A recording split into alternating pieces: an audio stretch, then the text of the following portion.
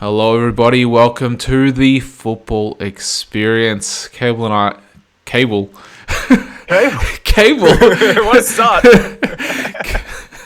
Caleb and I were just having a chat about the weird American sports that we see, like ultimate frisbee, frisbee golf, cornhole championships. Oh no! It's Rockskimming. It's amazing. Yeah, rock skimming. You said I didn't even know that existed, like as a competitive like sport. But it's amazing how a lot of these like games from high school or like primary school are like now like monetized. Monetized. Well, to be fair, the rock skimming didn't look like there was much money in it. But for the frisbee golf, I think they got a few sponsors. Yeah, like and even for the ultimate frisbee championships, like I'm sure they have more than enough sponsors as well. Yeah, I think that's pretty big actually.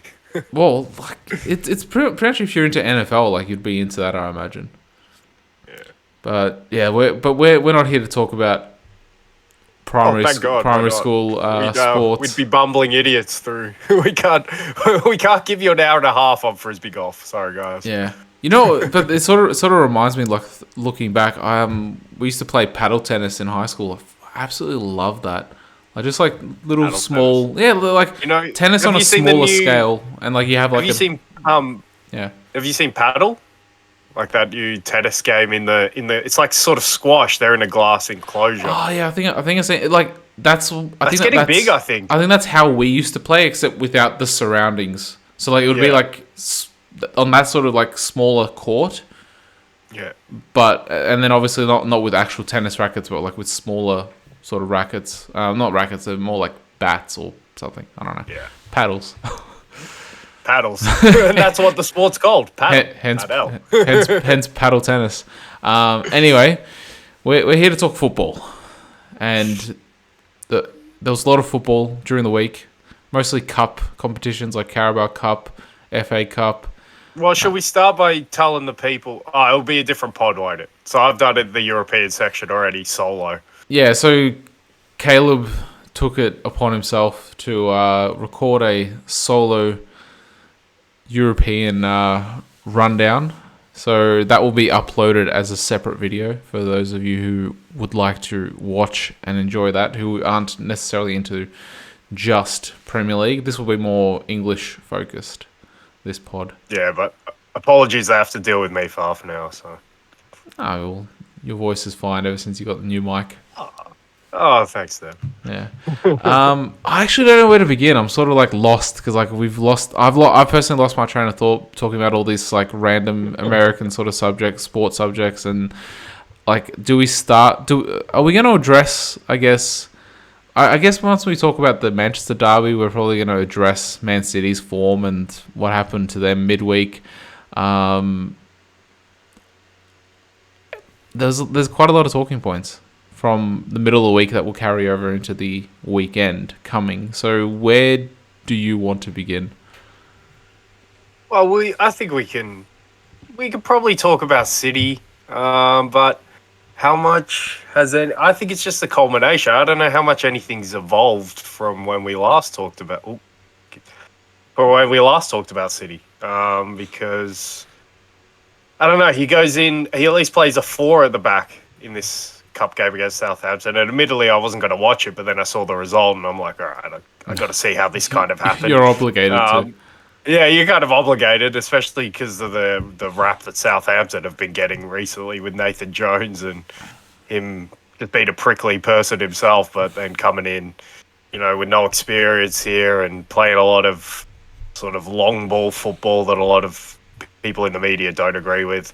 So they'd been getting a bad rap in the lead up to this game. You wouldn't be thinking they should be beating City, nor should they be beating the City team that Guardiola put out there for this game, because it wasn't quite full strength, but it wasn't too far off full strength. Obviously, it's missing its best 2 pieces, but apart from that, the rest of the team looks fine to me. But he continued to use João Cancelo and Kyle Walker on the same side of the pitch, which to me just continues to baffle me.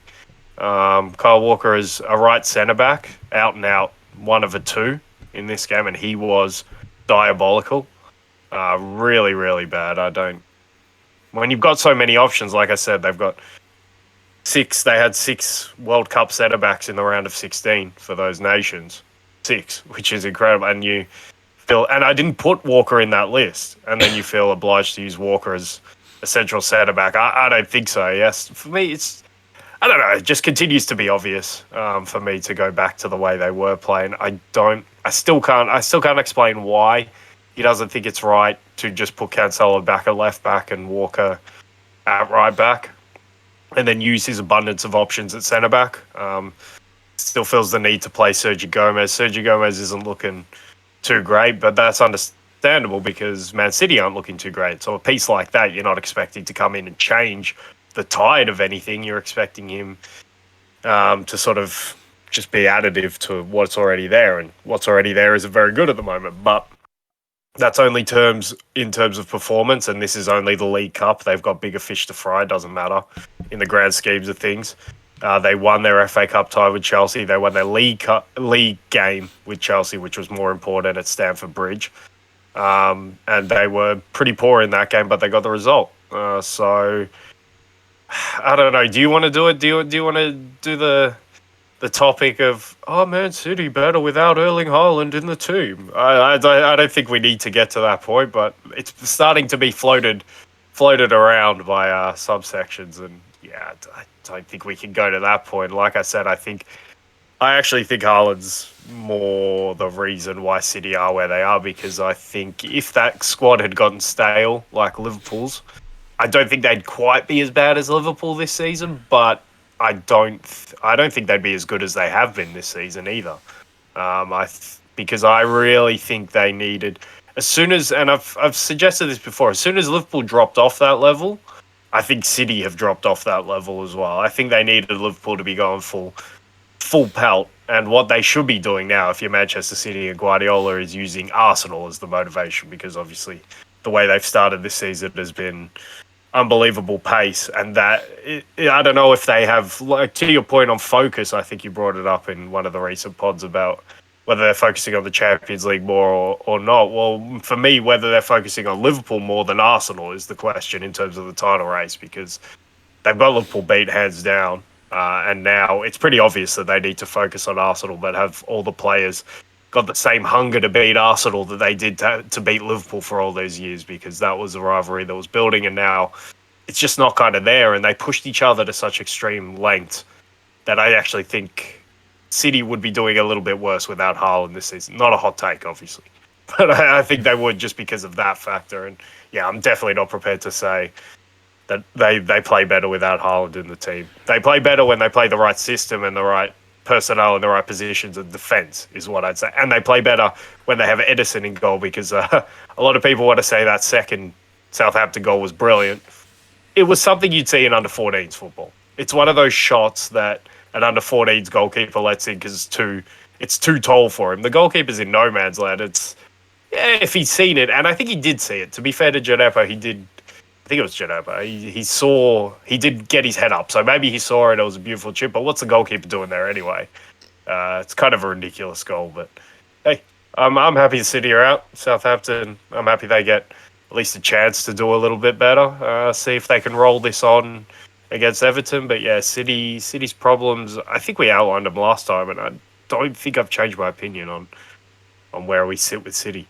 One added thing that I just want to ask is, do you think that maybe City actually would be where Liverpool are in sort of like this sort of stagnation, no man's land, because they've been so successful for so long with the same team, and they've only added Haaland and Alvarez this season, and is it Gomez, the left back? Yeah. So they've only added really one person to the actual starting 11 to change the starting 11. Liverpool, they got Darwin Nunez in. Again, they only made one change to the starting 11. So the actual team or squad hasn't been refreshed. So it could also be the fact that they've been together for so long, they've been winning together for so long, that there may also be a degree of complacency there, and the lack of hunger as well. That's driving it, and and like it's just that it's sort of glossed over because they got Haaland in who has already scored 21 goals. Whereas if they didn't get Haaland in, maybe if it was Alvarez that is leading the line, maybe they would be in a similar position to where Liverpool are. Yeah, I agree with that. Similar, yeah. Maybe they're just maybe they're more well equipped to deal with. They're a little bit more well equipped to. So they I think they wouldn't be necessarily where Liverpool are. Like Liverpool are mid table, like 8th or 9th. 7th, yeah, maybe 8th. Yeah, 8th, I think. So maybe instead of City being second, 5 points behind Arsenal, maybe they'd be 3rd or 4th, 10 points behind Arsenal, for instance. Maybe. Yeah, that's pretty much what I was thinking when I said where I think they'd be without Haaland. So yeah, I totally agree with that, and I think they're just a bit better, more well equipped to deal with players falling off because they play a different style to Liverpool, and Liverpool's style is so much more physically demanding at least. Even though City's style is very physically demanding in terms of the counter press as well, but yeah, I just think City kind of lost one of the factors that was motivating them to go so hard in recent seasons, because you think about it, they win the first title under Pep with 100 points. It's like winning titles doesn't get better than that. And then they just go and repeat the act by getting 98 points the next season. And the reason they repeated that act was because Liverpool was setting such a crazy strong pace that season, only losing one game all season. And I think being the best defense in the league and getting 97 points. So they were being pushed to that level. And then, of course, last season, the same thing. I do think that when City are pushed to that level, they don't... Obviously, the first season, they were being pushed by getting to 100 points. And then there was one season where Liverpool completely slipped off and United finished second. And anytime United finish second, there's not really a title race, especially second to City. It's just United are the best of the rest, but they're not in the same tier as the top team. So... yeah, I think that's very fair to say. I think they were in similar stages, and instead of looking at it as Haaland, they play better without Haaland in the team. Let's look at it. Hey man, he's pretty much the reason why they are where they are, and they're still in a title race and all of this. So yeah, he's saved their hide. So that should lead us pretty well into the Manchester derby, because you have then the red side of Manchester that's actually proving you right, proving me wrong, and they're actually playing well. They're picking up wins. And you mentioned, I think 2 or 3 weeks ago, or asked the question, could they potentially be in the title race? And I think if we look at the table, let me just bring it up quickly. If they win...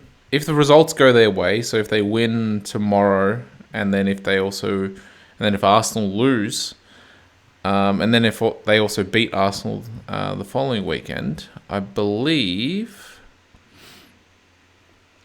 that would bring them within 3 points of Arsenal.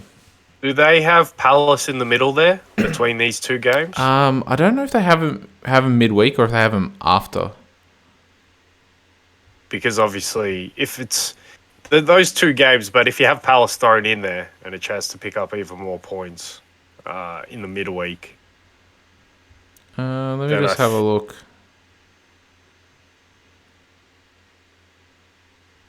Sorry for the silence, everybody. They do. They have them on the 18th. That kind of changes it, because obviously you're going into it and you're saying, all right, the next 2 games against those 2 teams that are 1 and 2 in the league, if you can pick up 4 points, fantastic. But now you have even an added game where you can pick up an extra 3 points, which you kind of need to if you want to be setting the kind of pace that gets you into a title race. So yeah, this next week we will get all our answers on Manchester United and whereabouts they are. All right, I want to throw a question back at you. Can you see a possibility where they haven't performed very well in these games? And that obviously that's not the question, because I can see a possibility of that. But they haven't performed very well. Maybe they finished both games with 0 points. And are we at a place, if Man United play badly, shit the bed, don't pick up any points against those teams, maybe draw with Palace in the middle of it, instead of being obviously not a title contender, but are they still one of the favourites to finish in top four, or would that be a really bad blow, even for knocking them down that peg? I guess maybe I'll let you answer it, but I guess a lot of it comes down to what other teams do as well. Yeah, it obviously comes down to the teams around them, but see, I need to see United. I don't watch them every single week. I watch like a game here or there. So people that actually watch United every single week, they have a better understanding of where they are and where they have been. When I have watched them, I haven't been impressed by them, and they've started scoring more goals, but still they only got 27 goals for and 20 goals against. So there's still a lack of goals. Like they scored less goals than Tottenham, and Tottenham play a horrible football, like really defensive football. They don't have Val Veghorst yet. What are we talking about, man? We can't judge them without their main man. Yeah, who knows? Maybe he can bang in 15 goals in the next 6 months. But some nice set plays coming though. Free kicks from the edge of the box. Everyone, watch out. Only if they're playing against. Actually, no, they can't. Playing in the same team as Martinez, so that can't happen. Yeah. I don't know. It's sort of interesting. I want to see. There is obviously some progression coming along, and I guess you can see that the mood has sort of shifted around United. They are playing better, but they're still not that finished product, and we can't expect them to be that finished product after 6 months. But I guess they're on the right track. But yeah, this week. The next 7, or I don't know if they're playing on Saturday or Sunday. I think they're playing on Sunday the following week. So the next 8 days, like there's 3 games in 8 days. That's absolutely crucial for them. Like we're talking about them potentially being equal on points, but have a game more than Arsenal then, or them potentially being outside of the top 4, like hanging around maybe 6th. And Liverpool potentially catching up to them, being only 2 points behind them. Yeah, this is a crucial week. I don't quite think it's crucial either way. I think it's crucial if they want to be even in the fringes of a title race, that they pick up at least 7 points. They can't lose any of these games, and they must beat Palace.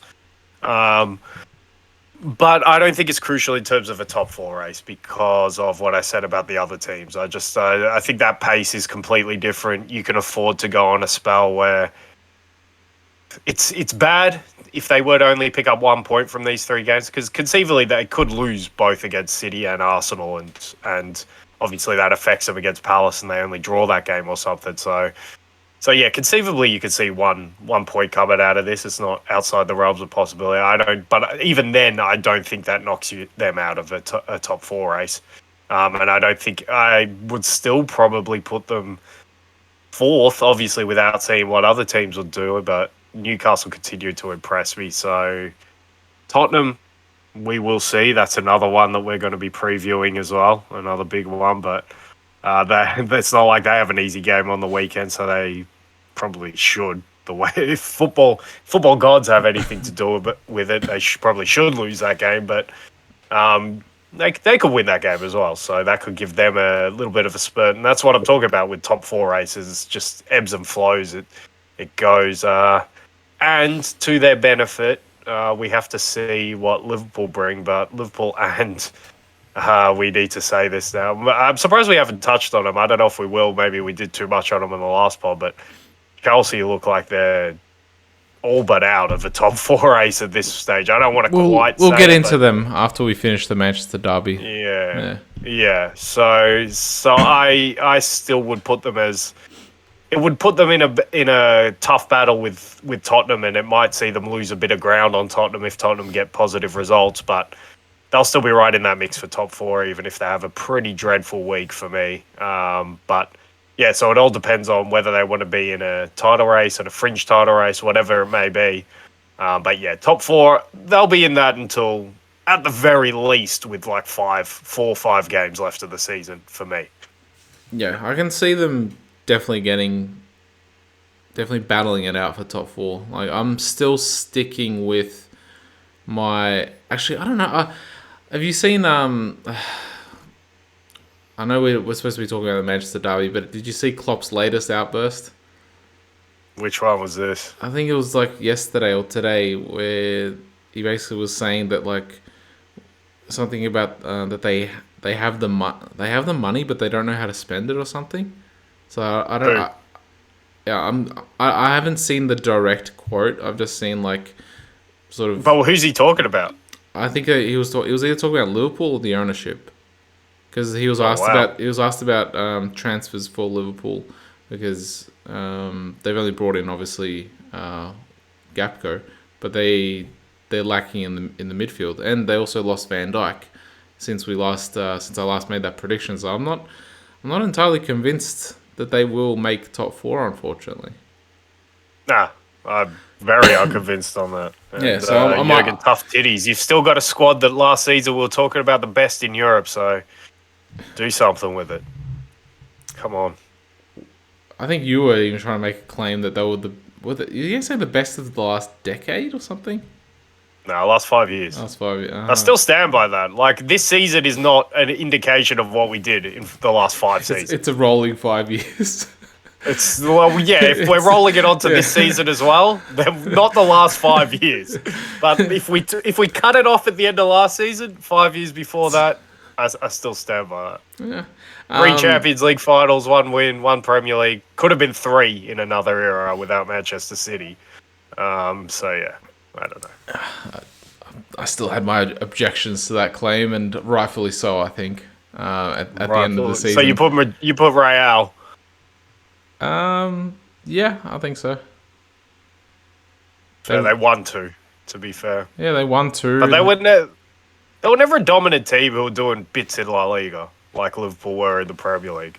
Were you dominant? Well, except for one season, which was very much like this season. All right, screw it. We're getting sidetracked. Let's keep getting sidetracked and get into this topic, because I don't know how you can say you were dominant when you only won the league once. Because the other two times where we didn't win the league, we finished on 97 and I think 94 points respectively. That's dominance in a league campaign. It's just unfortunate there was one team who was fractionally better both those seasons, and you got to give it to them. Yeah, and you could say maybe they were the best team in Europe, but they made one Champions League final and didn't win it. And in La Liga, so we have one Champions League. And in La Liga, Real Madrid's always picking up 85 to 90 points, if not more. Yeah, but we all know La Liga is an easier league to accumulate points. Also, I don't think that they were ever last season. They were pretty dominant, to be fair. But look at the competition who was with them. Barcelona were a shambles last season and still finished second. Yeah, but they still pushed him. But anyway, I don't see how you can say that a team that only wins the league once is dominant.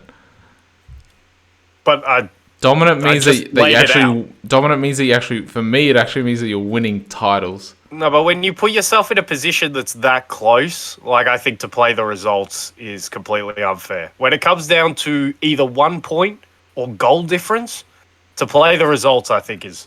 No, and not only that, when it comes down to 1 point and goal difference, when you're in the mid and high 90s for points in the most competitive league in the world, and you're battling on the Champions League front and making it deep pretty much every season in that competition, making 3 finals and winning one of them.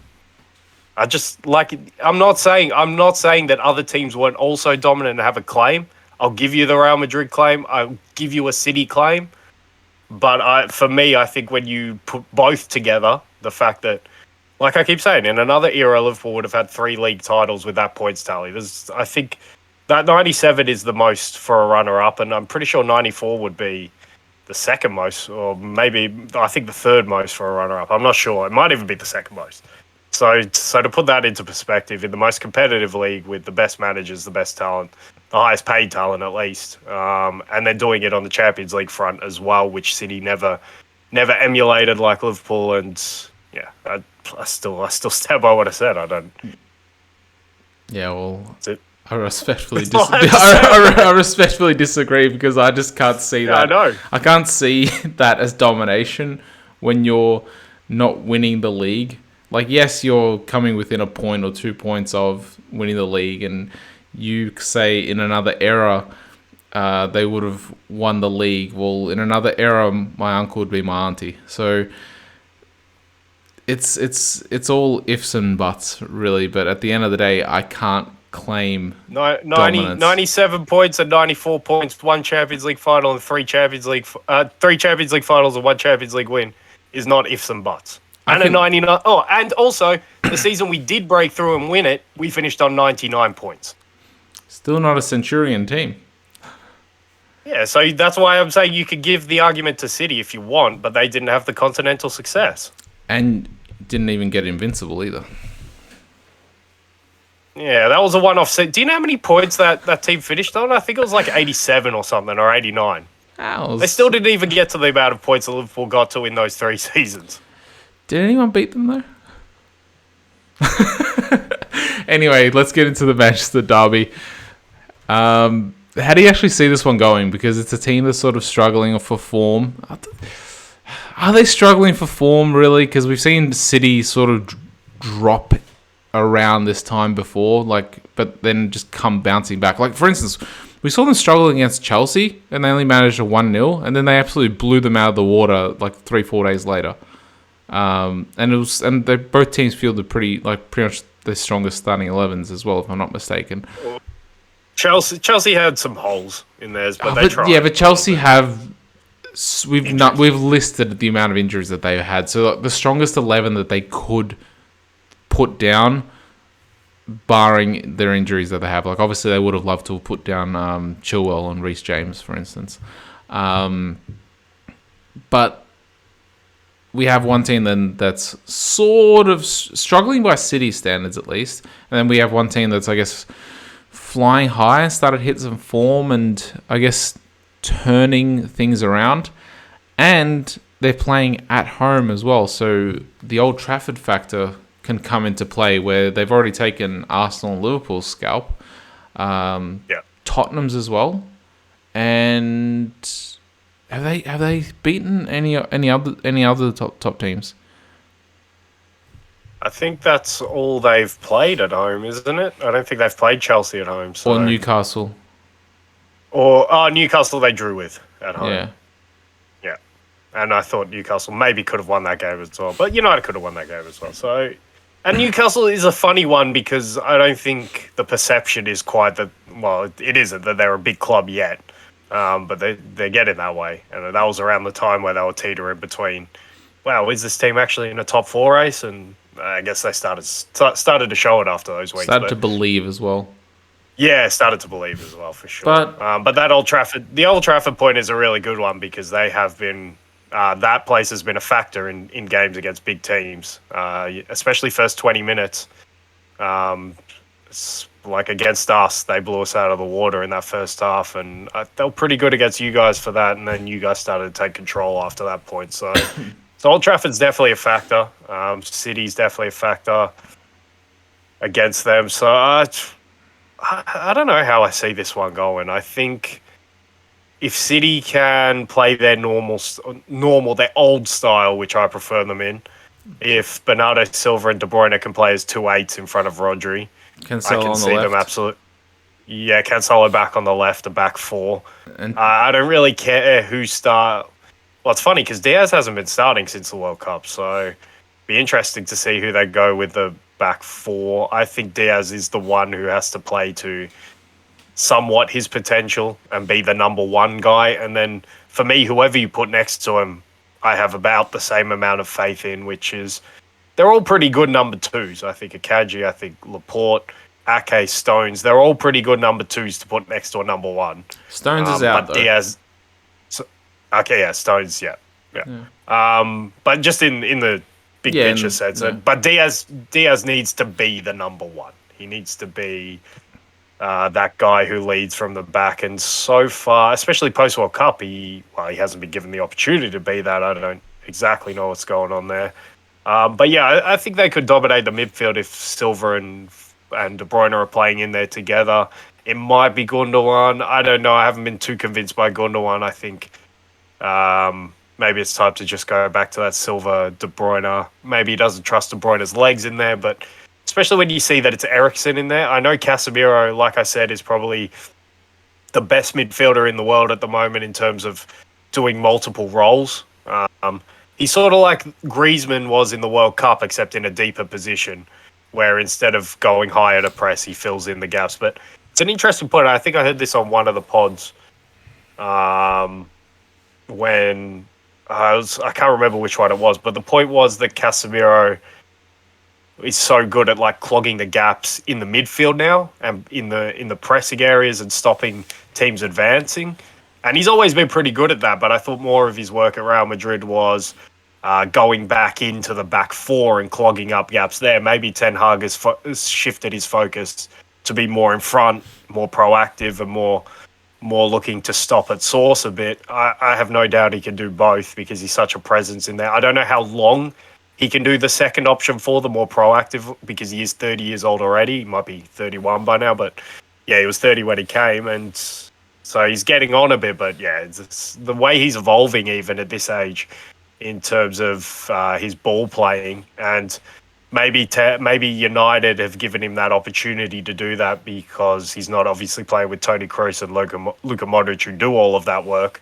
But no doubt all his years spent with those guys, he has picked up a lot of things that he probably wasn't able to show at Real Madrid, and now he's getting an opportunity to start to show them because he's asked to do more at Manchester United. And whether it was by accident or whether it was on purpose, I favour the former in terms of like how it was covered and how he came into the club.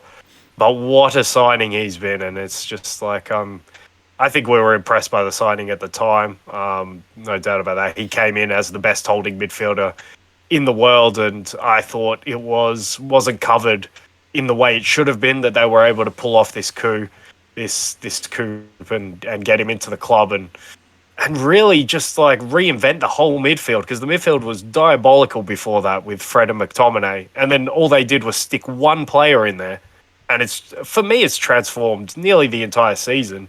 Along with other players, along with Ten Hag doing some good coaching that you can see through other players like Luke Shaw, like even a Raphael Varane, Rashford as well. Rashford as well. Rashford for sure, yeah. Even Martial when he's been given the chance to play. Bruno's been all right. He's working for the team a lot more so. And Eriksen, seeing that he should play a more deeper lying role, even though you concede a little bit defensively, that's why you have a guy like Casemiro next to him. But yeah, I think that's all shown in those even experienced players like Varane suddenly at least playing to the level they were at. So I think I got a little bit sidetracked, but United, I think City will. I don't know, the Old Trafford factor makes me think a draw. Otherwise, I think City would win if it was neutral or definitely at the Etihad. Even though we've been lamenting City of recent, I just think they still find a way. I think the stakes on this game will just intensify them and focus them a bit more than what a League Cup quarterfinal will. Not breaking ground in saying that. And also a League Cup quarterfinal against a bottom of one of the bottom of the table teams. So I think they were. Yeah, so yeah, I'll go with the draw, and that's what I normally go with when I just can't pick it. I'll go with a City win just because I don't know, I'm just not a fan of United. although I don't know, like there's a couple of factors here at play. So a City win will obviously bring them within 2 points of Arsenal, but Arsenal have a game in hand. It is the North London derby. So it closes the gap if they win. A United win starts all this media narrative about United potentially being within the title hunt, and I personally don't think they deserve to be here just yet. I don't think you'll get that narrative. You're already starting to get the narrative, and you're already starting to get the narrative from the fans. If you listen to TalkSport and the fans that call in, you're already starting to hear it. So I haven't heard of that. I haven't heard that that's strong. It's been a fringe thing. I think they need to do. I think we need to come out of this weak. Yeah, but it's already starting. The fans might want to say that. That's fine. But the fans are different. But but even the like media itself, like the pundits and everything, even they're starting to sort of at least ask the question. And I think it's a little bit premature. Who knows? Maybe after these 8 days, maybe they actually will be sitting equal first. I think if my calculations were correct from before. So who knows? Maybe. But I just don't think that they're... If we look at it as a project under Ten Hag, I don't think they are quite there yet. So that's why I'm saying it's premature. So I'm in a little... Maybe I should just go down your route and take the draw, because then that leaves a 4-point gap before the North London derby, and United don't get their win. City don't get their win. I do think City will win, though. I think that they're going to get up for this game. I think that the players are experienced enough to get up for these big games, and they're mature. They're mature enough and responsible enough to know that there's a lot riding on this. So I do think City will win. Yeah, I think that's fair. But I don't think it's not going to be a blowout though, like the last game. I think it's going to be like maybe a 2-0, maybe even potentially 3-1. Yeah. Yeah, I could go with that, but I can see, like I said, I can see all results possible. I can see United winning. I can see City winning in what you just described. I can see a draw. So, yeah, but I think your overall analysis of United is where I sit as well in terms of... I think in the project, they're on the right track. There's no doubt about that. Well, I guess in terms of the footballing sense, we'll see with all the off the pitch and who they can still attract and what happens with the owners and everything. But Ten Hag's focusing on what he can focus on and doing a good job of that at the moment. And yeah, the project's going well, but ultimately I don't think they're quite of that Arsenal and City level. But it's funny because the Arsenal level kind of came out of nowhere in itself. So I don't know. Even last season, I was starting to see not this. Maybe a not. Maybe a really not, good top four challenge. I was expecting guaranteed top four. I was expecting third this season. But however, I didn't expect. I don't think anyone expected Liverpool and City to be, especially Liverpool, to be as poor as what they've been. Chelsea have been way poorer than I think we expected as well. Although they were Chelsea as well. Shambolic. Since Abramovich had to leave. But watching Zinchenko and Jesus in pre-season in some of those matches when they played against Chelsea, I think they beat them like 4-0 as well. And they played some other games. I think they beat Seville like 6-0 or something, if I'm not mistaken, at the Emirates. Wow. Looking at what Sevilla are doing as well this season. Yeah, but still, like when I was watching those games, I was like, holy shit, like there's actually something here. And thus far, if you watched at least pre-season and if you watched last season how they were developing, at least adding Jesus, adding Zinchenko, having a fit Partey as well, and then Saliba's probably been the biggest surprise, or maybe not the biggest surprise if you watch Ligue 1, which you do. So although you didn't watch it as much last year, did you? No, not as much, but he did win Young Player of the and Marseille finished second as well, didn't they? Or third? Yeah, so and he just looks like a Premier League centre back as well. Yeah, so like the physicality straight away. So if you factor in all these things, it's probably still not this level though. It's probably all right. So it's probably surprising that we're 5 points ahead of City at this point in the middle of the season. If we were equal, but not just that, the pace you're setting. You've only lost one and drawn two. Yeah, crazy pace. But if we were say equal on points with City or a win or two behind, then I'll be like, okay, like this is where I expected us to be.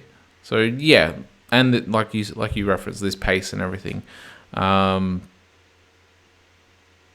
but there's still half a season left to go. Yeah, I know. It's crazy. It feels like we're closer to the end, which we want to give out takes, but We're not there yet. We're Yeah. not there. There's so much has got to change. And this would have been a perfect transition to go into the North London derby. However, let's steer it away from that. Let's finish off with the North London derby as the main event. We could have done that with the Manchester derby, but I think the North London one's probably a little bit more juicier just because Arsenal's first and Tottenham are on the fringes of top four. So I think there's a little bit more riding on it, perhaps. Maybe not. I don't know. I could go with that because even if City lose this and Arsenal win, it's there. Like you say, it's still half of the season to go after that point. So I'm still not ready to declare Arsenal anything until I see it. Really, Arsenal is sort of. I've got to see it. I've been mightily impressed, no doubt, but because they haven't been to here and done that, I need to see, and I need to see City not put together a run of wins. But the more I see, the more I think that's unlikely just because of the comparisons we make between City and Liverpool and the fact that Liverpool can't get their shit into gear. I don't know if City will be able to do a 13-14 match winning streak. For the first time today, I heard someone else make the Leicester reference, and it was Owen Hargreaves, where he said that they were just sort of trudging along and they were just picking up wins and just keeping a steady pace and staying at the top of the table. And then around like February, March, April, they actually started to believe like, holy shit, we can actually win this. And that's when they started to run away with it, and they secured it with 3 or 4 games left, if I'm not mistaken. But it's in that sort of similar vein. Maybe not you'd expect Arsenal to, maybe not this year, but you'd expect them to be winning titles because they are a much richer club and bigger club. So it isn't as big of a shock as Leicester winning, but it's in that similar. It's in that similar. But it's in that similar style where. Okay, I could give you that. Yeah, because did City just replace a manager? I think Liverpool were faltering. So City... No, it was Pellegrini's last season. Liverpool had fallen off because it was 2 seasons since Suarez had left. Arsenal were falling off under Wenger. Tottenham were just starting to come into. And Tottenham. Tottenham were coming into it with Pochettino. Chelsea they were the falling chief off. Challengers, and Chelsea and United obviously. Remember, Chelsea had completely fallen off. That was after they won the league with Mourinho the season after. They finished 9th or something, didn't they? Yeah, they were terrible the next season, and United were just United. So whereas this, I think Arsenal have better challenges, and I thought City would win the league that season where Leicester won it, but they never went on with anything. And City made a really good start. I think City were top after 10 games. And then City just started falling off. And who knows? Maybe Arsenal could do that. But the way they play, I just think in terms of maybe the pace and what they do, maybe you can compare it to Leicester. I still see differences. But in terms of the play, no way. Leicester weren't champions until at least the new year, like February, March. They weren't looking like that. Whereas Arsenal, for me... looked like potential champions after 5 games. That, to your point, where you saw it in preseason, you see it quickly with this Arsenal team. You see, you could see it from that match at Palace. I keep saying the first 20 minutes. I'm not saying they're going to win the league after 20 minutes, but I'm like, oh yeah, they're an actual good side. If they could produce even 20 minutes like this, whereas they've produced it over and over again now, but if they could even do that, you can tell they've been working in the summer and they have their heads screwed on. So. Yeah, I just can't go there because of that, because of the fact it's Arsenal, but yeah, I guess in terms of the other teams falling off and then them just setting a steady pace, and then I think they already believe. I think by now they should. I think they are. Yeah. But we'll talk about that later. Let's get into Chelsea because. Oh, Chelsea! Oh man, what? They're taking some heat off Liverpool, aren't they? I think they're more entertaining because they got more moving parts. I saw someone post Chelsea are the new 007. I think they had a draw somewhere in between there. Graham Potter. But yeah, it's 0 wins, 0 draws, 7 losses. I think in the last 7 or 8 games. I think this was before a draw that they had somewhere in there. But and then yesterday they get João Felix gets sent off in his debut. I haven't seen the tackle, but like I've heard Stupid one. I've heard people say that like he did back out, but it's still a red card. But he did Too late. yeah. It's when you commit to a tackle, you realize shit I shouldn't have committed, and then you try to back out, but it's too late, like you said. So he's It's a summary of João Felix. He actually looked all right for spells. but it's a summary of Chelsea as well. All right, well, let's do Chelsea because the point I have now, because we have the new news of João Felix going there on loan. I don't understand it. I don't understand João Felix going on loan to Chelsea. It makes no sense to me. I think Potter should be given time, but then you bring in a signing like this where you've paid a loan fee for 6 months. 20 mil, 11 million. I thought it was 20 I think mil. they wanted 20. I think they got it down to 11 eventually. I think that's the number I've heard anyway. And it's interesting whether that is including what they're paying him in wages or whether they're paying that's him just in a wages fee. as well, and they pay Yeah, the so fee. if that's a fee and then it's wages on top, then obviously. And I think they great. also said that they're going to pay all the taxes, so that's probably why it's 11 mil. Like maybe that's going straight to Atletico, and then like the rest is being paid and all those taxes on top of it, like 9 mil or so. Yeah. I'm It's assuming. tough to speculate on. Yeah, it's always tough to speculate on numbers, what they exactly mean and stuff, until you hear it pretty much from a really reputable source. But anyway, they had to pay a fee. We know that, and it doesn't make sense to me because the message, if you're the board and you want to keep Potter in charge, and you want to build something and do it differently from the way Abramovich did it, which I don't know, Chelsea fans are already upset about. You can't be sending out the message that, hey, we're going to bring in João Felix and try and be good now. It's like, no, first of all, he's a luxury player. He's not a fundamental piece, and you guys need fundamental pieces in the place that you're in. You need another centre back for Thiago Silva when he gets on, and I think Thiago Silva's wife even tweeted something about, oh, if you've made a mistake, like don't be afraid to undo it or something like this, which is a terrible sign for Graham Potter if his experienced player is coming out with something like that. I believe that's, I'm paraphrasing obviously, but yeah, so you might even need that replacement sooner than you think, let alone the fact that he's like 39 years old or whatever it is. But yeah, you need central midfielders, you need a striker, as we've obviously been lamenting, but as I think I said on the other my solo bit, Chelsea maybe should look at a striker who's more in the Armando Broja sort of role, where not too much fanfare, not too much hype, but someone who can be a focal point and can lead the line, and just allow other creative players behind him to do their thing. Because I think the stat was, I heard it on a pod and I brought this up on the other part, but Tammy Abraham's season, where he played pretty much the full season under Frank Lampard, I think he scored the most goals of any Chelsea striker in recent years. And when you think about the names that means he's compared to, and he's had a better season than all of them, I don't know, maybe tells you something about the mold of Chelsea strikers that they should be going after. Is he out on loan or was he sold?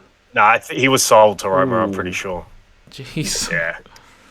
See, so even if he came back now, he'd come back thinking, fans would be thinking, yeah, we've got our number 9. Probably not. You need someone more low key, but yeah, the João Felix one, back to that, it's just they need foundational pieces, and João Felix is a luxury player, but he comes in with big fanfare. He comes in as, I think, the 4th most expensive transfer ever when he went to Atletico, so he still has that hanging over his head. There's untapped potential, no doubt, and fans think that still, which is fair to think that because he's 23. But this isn't the team to bring that out, a team that really needs him. He's never shown himself to be a player who's needed. He's constantly clashed with Simeone, and we could have your quibbles about who's right and wrong in that situation, but the fact is, this is a 23-year-old kid who has done nothing in the game to this point. Nothing. Let's be frank about that. He's done nothing. And he cannot swallow the humble pie of working with Simeone there at Atletico when he's a young kid. I can only see that getting worse. So, I don't know. I don't understand the messaging behind this loan deal. Because the message to all Chelsea fans should be, during this time, we're rebuilding. We're not finishing top 4 this season. I'm sorry, but we're not. But like ever since the Bowley came in and the people he's brought around, it's just been very unclear, very scattershot. No planning, it seems. The signings that they're bringing in just don't make sense in the squad. The squad's a rabble. It makes no sense. So I will defend Potter on that. If I'm transitioning it to a Potter argument, I'll let you touch on João Felix as well. But I will let Potter. But some of the things I don't. The fans won't let Potter away with that, and the fans won't let Potter away with the body language and the answers to questions, which feel this point was also made. I think the point was they felt very David Moyes at Manchester United, and I would even put it further back than that. They feel very Roy Hodgson at Liverpool, where you're coming out and you're giving opposition credit, and they're saying they play well.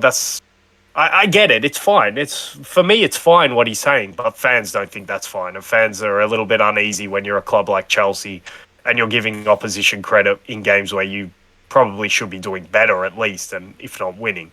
So the fans and the media will not give, sections of the media. I know this is probably a debate that divides a lot of people. But yeah, sections won't give Potter time. The fans won't give Potter time, especially Chelsea fans. Let's be honest here, who are fickle at best. It's only a 20-year-old club. No, I can't say that. They were a good club for a while, but still, like in terms of European success and being on this level, they are only a 20-year-old club. So yeah, the fans are there. The sort of supporters they've maybe drawn in over that time are less forgiving of what Graham Potter will try to do. And then the owners just don't help him by sending out this messaging. So really baffling. Chelsea are a shit show. And I don't see how it gets better given the injuries as well. Because if they could get a starting 11 out there, they're still a really strong starting 11 that should be challenging for top four at a minimum. But they just can't seem to do that at the moment. You know what this sort of is a perfect example of? It's a perfect example of a non-football person thinking that they can run a football club. So someone that has no football experience whatsoever. And the point behind that that backs up my point actually, is that I'm pretty sure he fired Peter Cech and also the Abramovich's chief hiring or scouting officer. That I can't remember her name off the top of my head, but she's been there I think since this for years and years. So he got rid of two people that have been there. Cech hasn't been in that role for years, but he's a footballing person, and he's been at Chelsea the majority of his career, so he knows the club inside out. But he got rid of two extremely important people as one of his first orders of business. So it's why are you getting rid of two people that are fundamentally sound and know football and know how the club is run and how what players to bring in and whatnot? It just seems like he's like you said, it just seems like scattershot. So he's just sort of firing a gun in all directions and seeing who he can sign instead of having an actual plan and vision in place. Sort of going back using Arsenal as an example in that documentary All or Nothing, with I mentioned it with that whiteboard thing, how Edu and Mikel, they have a whiteboard with the entire starting 11, the entire squad, and they have it have them listed for positions. He doesn't have that. 100% he does not have that. And he does not talk to Potter about that as well, it seems. He's just going, oh, we need...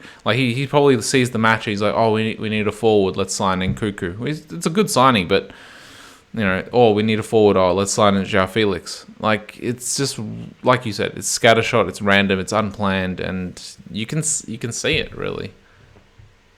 Well, yeah, obviously, we're not privy to how exactly it goes down, who's making the decisions there. And I think the point for me more than football people, because I think it's pretty valuable to have non-footballing people in around the club as well to get different perspectives. I actually think that's very valuable. But you can't have them alone. No, you can't have them alone. You need the variety, you need the balance. You also need to understand, this is the big thing with bowling, you need to understand how you're going to be perceived in the media. it's a narrative game. It's not, for me, most of the time it's how you're going to be spoken about in the media, not actually what and why you're doing it. I think a lot of the time it's just the perception around what you're doing is important than actually what and why you're doing it. And for him to come in first thing off the bat, hey, this is how you guys can fix your game. It's like, hey, why the hell are you telling that to us, you American? Get out of here. Like, what are you thinking you can tell us how to run football? Why are you doing that? And then come in, I think I used this term from the Bill Simmons podcast, but new owner syndrome. He just comes in and he wants to make a splash, and he's like, no, can't have these people who were here before who contributed success. They need to be my people, and they need to do it my way. It's just like, what the hell can you not just come in? Because he had those 6 months last season or whatever it was, where he could have just observed. He could have just let everything continue to run as it was running and just said, all right, who's working well there? Who's working well there? Do I need to get someone to take us to the next level there? What's going on in the club? Just observe. Just see what's going on. Have a look. Is Tuchel the right man to carry us forward? Do we need to look for someone else in the summer, give them time and a transfer window to work? Who needs to be calling the shots in our transfers? Is it already working? Are we getting the right players in? But he never wanted to observe. He just wanted to come in and go, like you say, bang, bang, bang. You're gone. You're coming in. You're coming in. It's just all over the place. And yeah, I don't see how. And here's another point. If Tuchel was even remotely happy with what was going on at Chelsea, he'd still be the Chelsea manager. So to now turn around and say, oh, it's Potter's fault, or like, oh, Potter's the one who's not maximised, or Potter's not doing a good enough job, is just ridiculous. Because like the other head coach who was there, the top one that you're calling to have back, already pretty much said, this place is a shit show. I don't want to be anywhere near this place for my reputation. So now you're like, I'm not going to say you're lucky enough to get Graham Potter in because he's not a manager of that reputation, but you have gotten what looked like a very promising young manager in, and now you want to turn on him and say, oh, it's your fault for this. No, the squad was already terrible. The squad was not built up in the right way. The environment around the team was already terrible, and your owner has come in antagonizing people to add a cherry on top of that. How's that ever going to work? So yeah, I think Potter could be doing better with his media responses and his language in terms of trying to engage the Chelsea fans, and he should know as well the narrative that's around him. But like, he is fighting the current here, and I feel for him because, yeah, Chelsea have been pretty shambolic for a long time, and I think we were saying that in the start of the season. It's just continued, maybe to an even worse level. Do you think Potter stays till the end of the season, or do you think he survives? I don't know where that gun's going to go off next, man. Does the fan pressure get too big for Bowley? And if he does not stay till the end of the season, who comes in? I know who Poch? comes in. That's Poch? Maybe Poch. Everyone throws Poch's name around. He's like the village bicycle. But he never gets a ride. It's just like, he's just sitting there. You can use him, and it's like, nah, right. I'm good. Don't want to catch anything. Yeah, look, if he's keen, but I don't know why a top manager would be keen if Potter was going to be cycled through. I guess the squad's still alright, and you've still got players coming in, and obviously they've shown and players coming no back from aversion injury. to. Yeah, players coming back from injury. They've shown no aversion to spending money, but they've also shown no plan. They've shown no sort of semblance that they're going to be steady owners in what they do. There seems like there's going to be a circus around Chelsea. You know what? You know what? It reminds me of, like, or what it looks like. City scouting department is looking at buying Cucurella. Chelsea swoops in and buys him. Arsenal's looking at buying João Felix, or at least getting him on loan. Chelsea swoops in and buys him. And he's taking the bait. Apparently also with Mudryk as well. But Mudryk himself wants to go to Arsenal. But Enzo. Liverpool were apparently did the deal, and Chelsea are like, oh, Yeah, and they've been rumoured with Enzo as well. Who else do they? What other signings do they have in the middle of the season? No, middle at the start of the season. Who came in? Fafana came in as well. Yeah, Fafana was a pretty crazy price tag for him. Aubameyang obviously came in. Aubameyang as well. Okay, but he came Sterling. in. Yeah, Sterling as well. But yeah, it just seems like he doesn't have a scouting department. That's what it seems like. He's using other. I think that's been on the record for a long time when he came into the club. I think maybe they've rectified that by now, but yeah, they had no like real football department for a long time. Well, no, they did like with Peter Cech and that lady. No, I'm saying when Bowley came in. Yeah. Obviously, you know what they should. They someone should like put in the rumors that they're like Arsenal or Tottenham that they're looking at getting Maguire, and then Chelsea just swoop in and buy him for like 80 mil.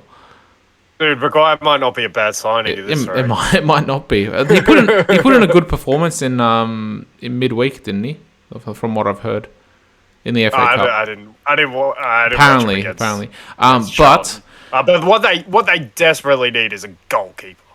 Yeah, Kepa. At least Mendy to come back, but Mendy wasn't in good form before he got injured. You know what? Kepa, oh my god. You know what? Bring back Tuchel so we can get another Arnie Carl Weathers type of handshake between Tuchel and Conte. No, that was great. just that power. That's what it reminded me of, that scene from what's the movie? Predator. You know that scene when they just clasp the hands? You haven't seen that? Predator. No, dude, I got it. Holy shit! Oh my god! I'll send you the clip. Like, dude, it is like epic. Like, you just see. I don't know if I should explain it to you or ruin it, or if I just send it to you. Nah, just send me the clip. I'll just send it to you. But it is epic. You know who Carl Weathers is, though. Yeah. He's Apollo Creed, isn't he? Yeah. But dude, like, it is one of the most epic, like, clasping of hands between two of the most alpha, like, 80s action stars that there is. That's what it reminded me of. Yeah, what I was gonna say, who we need back instead of Tuchel, we need Sarri back now that Kepa's back in goal. Come off. Yeah, come off. What a moment! Sarri wants to storm down the top. Oh my god! And then to top it all off, they end up losing as well.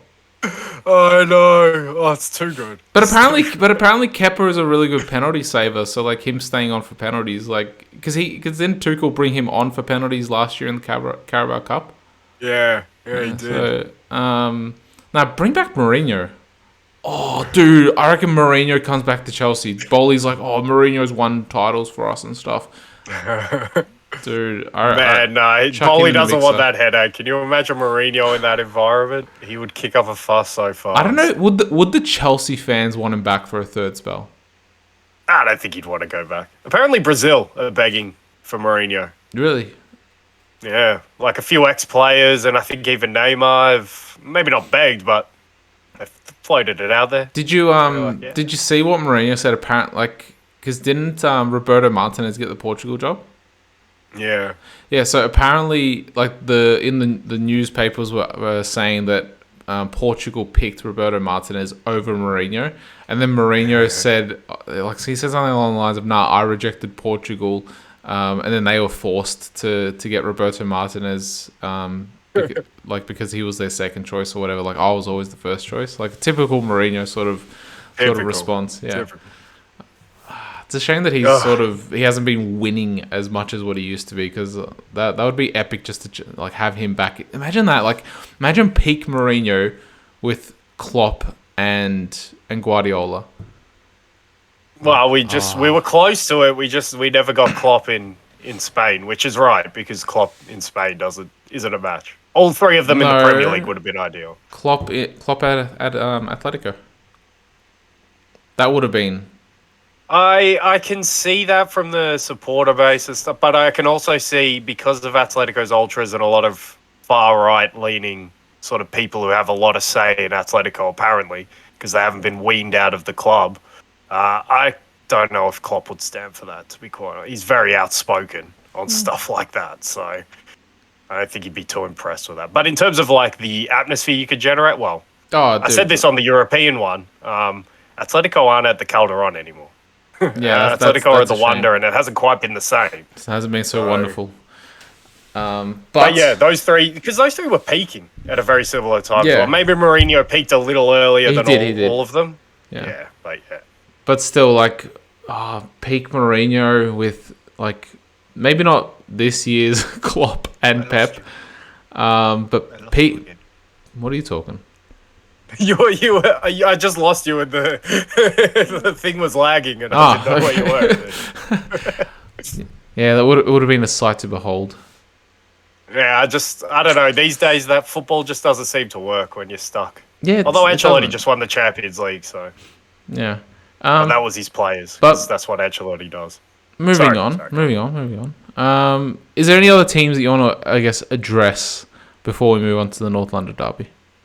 No, I think we can have a quiet week on Liverpool and Tottenham. Tottenham will be grateful for it because this. But we're going to talk about Tottenham. Well, we are going to talk about Tottenham. You're right. Yeah. Liverpool, all right, I'll be grateful for an easy week off Liverpool then, please. Liverpool will get a bit of a week off. Let me just check what other matches there are in case there's any other big ones. I think there's one other derby happening. Chelsea Crystal Palace. Another London derby. But Liverpool have Brighton at Brighton. That could actually be really interesting for you guys. When is it never really interesting? Just because the struggle street that you guys are on. We're surely one of the better teams to watch on entertainment because you get the chance Liverpool could do something good. You know that they'll give away chances. You know Darwin's playing and he could do anything at any moment, and I mean anything. Good, bad, whatever it may be. And because, I know we had the argument about it, but because Liverpool have been dominant for 5 years now, supporters of other clubs get to watch us be absolutely shit this season. So, I don't know. If I was a neutral or if I was a supporter of another club, I'd be loving watching Liverpool right now. Unfortunately, I am not, and I hate watching Liverpool right now. You know what, though? João Felix had his Darwin moment. Yeah. Isn't it typical for these like South American... Well, I know João Felix is Portuguese, but that sort of Latin, South American sort of hot-headedness. It can be for sure. It's interesting. But yeah, it's crazy that João could do that when he's had so many years at top level football with the top level manager now. Has he even gotten any red cards at Atletico? Has he? If he's got enough game time, I'm sure maybe eventually. That's an interesting question. Like, is this actually his first red card in his career? You wouldn't think it, would you? That's one for the stats. But anyway, I think... Yeah, that's something to look up. I think we're getting sidetracked. Yeah, we're getting sidetracked. We already talked about João. And let's get into the juicy one, the other juicy one, the North London derby. Caleb, we sort of touched on... excuse me. On Arsenal, and you said that they're basically setting the pace. They've got two important fixtures over the next week. I don't think they have a midweek fixture like United do. No, they don't. Oh man, this City Tottenham midweek as well coming up. That's going to be good. There's some really good games coming up. Tottenham midweek. There's some really good games coming up. We'll have to not be lazy, and we'll have to do an early week pod. We'll do it on Monday. We'll do it on Monday or Tuesday or Wednesday. No, Monday. But we mentioned they're flying. They got in the next 2 weeks. They got Tottenham at Tottenham, and then they got United at the Emirates. How big actually is this for their title aspirations? Because if they come out of this, I think we spoke about it over these 6 games starting from the Newcastle game, which they didn't lose at least. And they, on the balance of play, I think a win for Arsenal probably would have been a fair result. Like if I'm talking about the totality of the game, if Arsenal won that game, it would have been a fair result. If it was a draw, I think it's a slightly fair result. If Newcastle won, I don't think that would have been...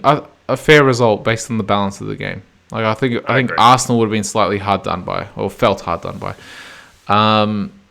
So they didn't lose. At least they picked up point. If they can pick up points here and then next week, how do you then say that it is in their hands at the end of the day? Because they're 5 points ahead.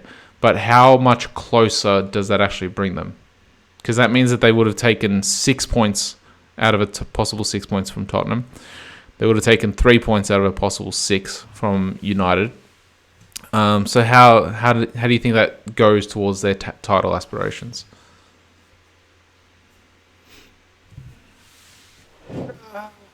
Is it? I don't know if it's too far to say that it would.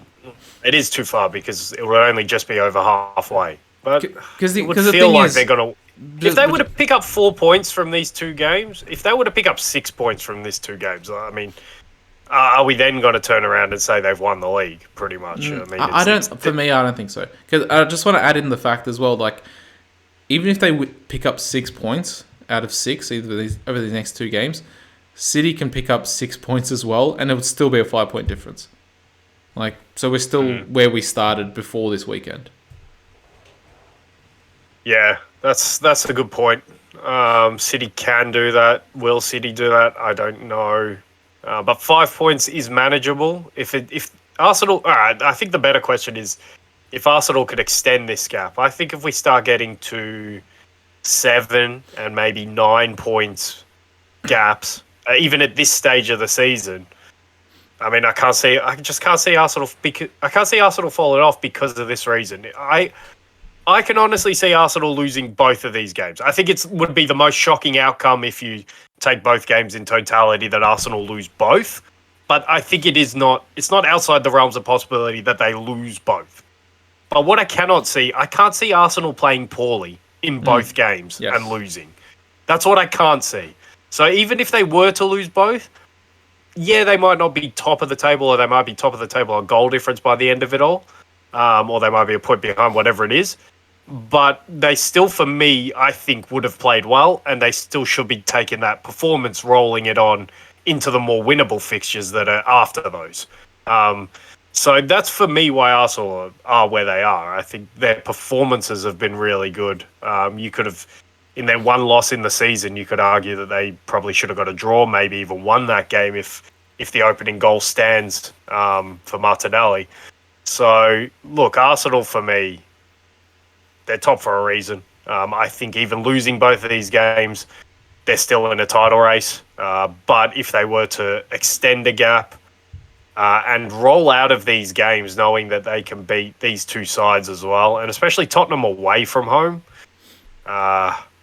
yeah, I don't know. I don't know what's going to stop Arsenal at this stage. I just don't know, especially if that happens. Now, if they don't get the points, then we've got at least an open title race. Because I was saying I don't expect them to play poorly and lose. But at the same time, if they were to lose and maybe only pick up 1 point or whatever it be from these two games, then we have a proper title race, and then maybe City's experience comes through.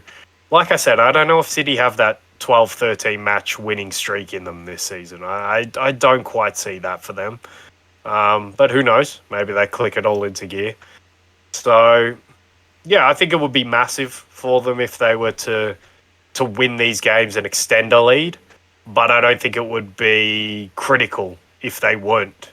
If the lead was to be cut. I think they'll still be in that title race. I think Arsenal will be in the title race pretty much to the end of the season at a minimum. And at a maximum, they'll roll to it and win it comfortably. So, yeah, that's what I see for Arsenal. And, yeah, I guess that's my floor ceiling thing. But, yeah, it's just for that reason that I don't see them playing poorly and losing. I just think they'll always be in this title race this season. Especially with a 5 point lead at this stage as well. Yeah, I think that's what I think we spoke about earlier in the season. You know how the hype was all around Tottenham? Like, they were playing poorly but still getting results like wins or draws against Chelsea, for instance. They played poorly, but they still got a draw there. And they were saying, and then the narrative was, oh, they're playing poorly. Like, just wait till they start playing better. But they started playing worse. And I was saying, I don't think that it's sustainable to play this sort of negative or poor style of football and to keep on winning games. Like, yes, you can have a bad game here or there. Like, for instance, Arsenal had a bad game against Leeds, at least in the second half. They had a bad game against Southampton, second half. They had, I don't think they had a bad game against United, the loss, but they had a naive game. And that loss, like, you know how the saying is, oh, you always learn more in your losses than your wins. That loss probably brought them back down to ground, because I think they were like, was it 10 games or 9 games unbeaten or something like that, if I'm not mistaken. So, like, losing that probably would have realigned their heads and said, okay, guys, we're not top shit. We need to not do these mistakes. So it might have actually helped them that they lost. Because then maybe had they have won, and then their first loss came later on against, say, a minnow, then maybe they would have had like 3-4 bad games in a row. But they haven't had that run where last season they lost to Crystal Palace, Southampton, and there was one more game in a stretch of 3 games that they lost. I think it might have been Aston Villa. No. But those 3 games yeah, Brighton. So those 3 games they lost in a row. It's like, I don't see that killed them. Even though the following weeks they beat United and then Chelsea back to back, and I think also West Ham in there as well.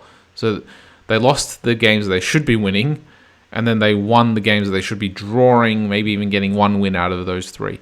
And you're not seeing that this season. You're not seeing that that immaturity or that naivety. It did come out once, but yeah, like, they're playing well, and they're playing well consistently. Whereas Tottenham are sort of all over the shop, and you don't know what you're going to expect, because what happened for them, they lost to Aston Villa on New Year's.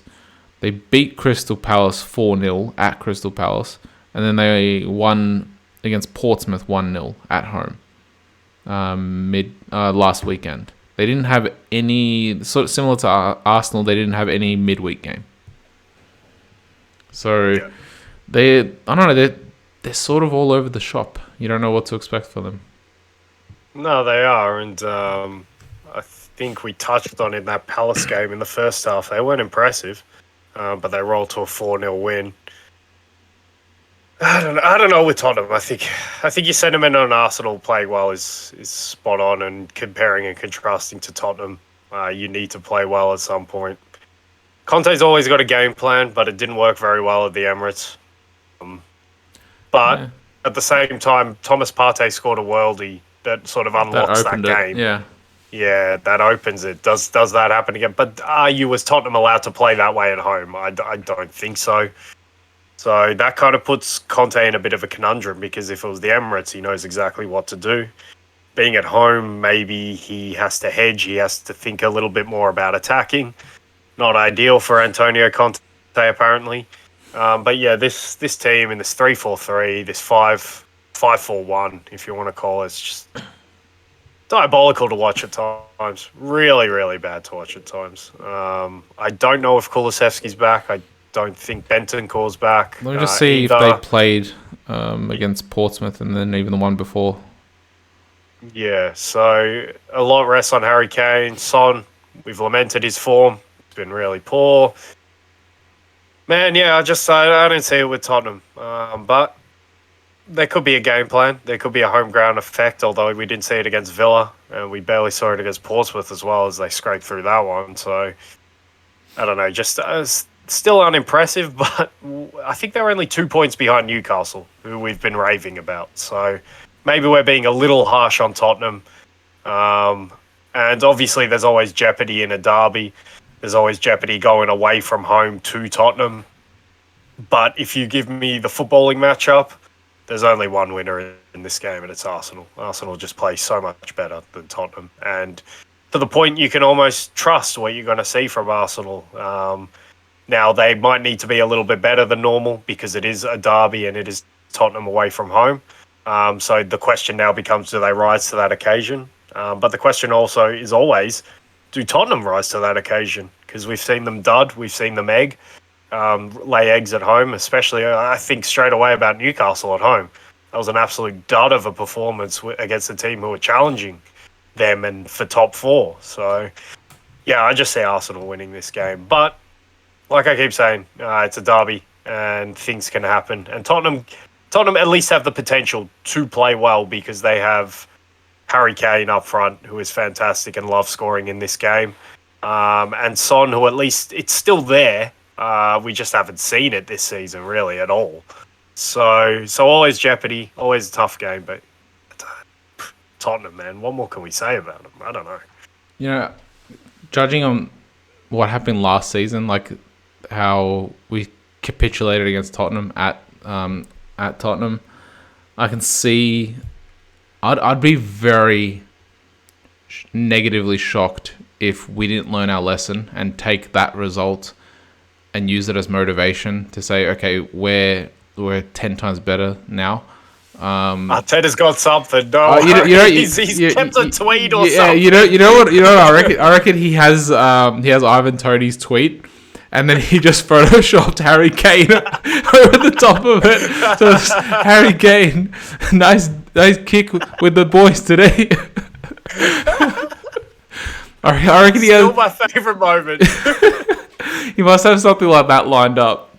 But look, in all honesty, though, like I said, I'd be extremely surprised if we went out there and laid an egg based on how we're playing this season, and also based on the fact that game, that along with the Newcastle game, was the two of the main reasons, at least towards the end of the season, why we missed out on top four.